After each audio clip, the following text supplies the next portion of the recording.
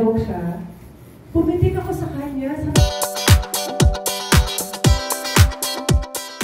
During the first 2 months siguro, naramdaman ko yung intense sadness.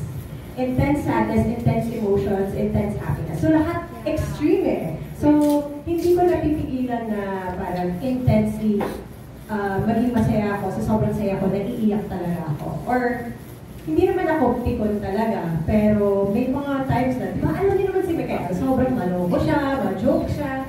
Minsan nag-joke siya, pumitik ako sa kanya, sabi ko, di ba parang ganito, ganyan. Tapos parang after ko masabi yun, parang sorry kasi hindi ko talaga napipigilan yung emotions ko. So, thankfully, tinulungan niya ako doon sa pag-process ng lahat ng emotions na yun.